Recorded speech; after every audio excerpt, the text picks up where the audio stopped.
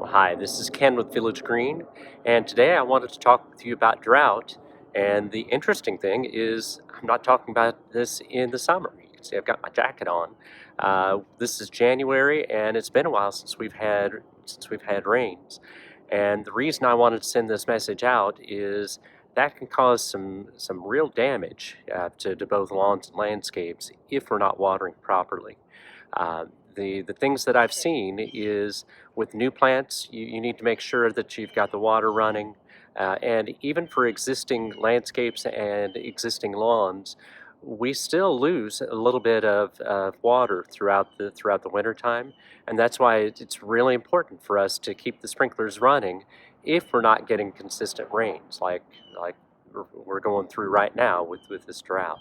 Uh, what the impact that I've seen is if we let the lawns dry out or the landscapes dry out, and then we drop into 20 degrees, which is we've been doing that here lately. We've had really warm weather, and then the temperature plummets into really cold.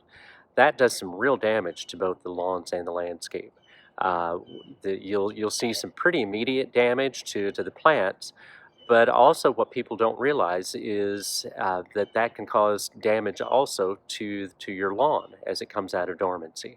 So what you'll see is in St. Augustine lawns and even sometimes in Bermuda, where we have this warm weather, drops down into really cold weather, then back up.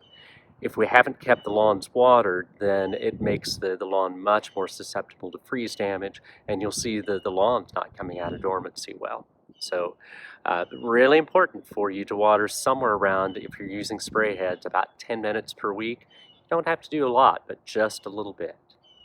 So this is Ken with Village Green, where we're growing plants, we're growing people, and we're growing relationships. If you like these videos, please subscribe to our YouTube channel. Also share them with your friends and family. Ken with Village Green.